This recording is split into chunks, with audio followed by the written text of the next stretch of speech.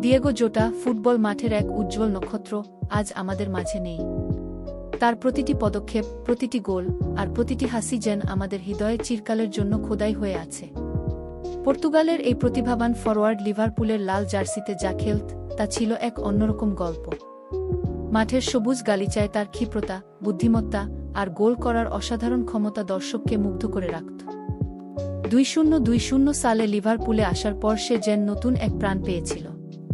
অ্যানফিল্ডের গর্জন আর কি ইউল never walk alone গানের সুরের সাথে তার পথচলা শুরু হয়েছিল। তার আগমন ছিল এমন এক সময়ে যখন দলের প্রয়োজন ছিল নতুন শক্তির, নতুন উদ্দীপনার। সে এসেছিল আর জয় করেছিল। তার দ্রুতগতি, তার নির্ভুল ফিনিশিং আর তার অক্লান্ত পরিশ্রম তাকে বানিয়েছিল ভক্তদের চোখের মণি। সে শুধু একজন খেলোয়াড় ছিল না, সে ছিল একজন যোদ্ধা।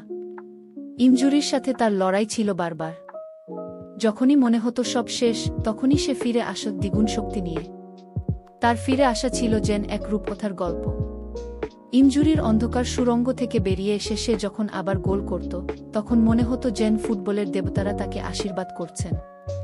তবে জীবন বড়ই অনিশ্চিত। সে আজ আমাদের মাঝে নেই।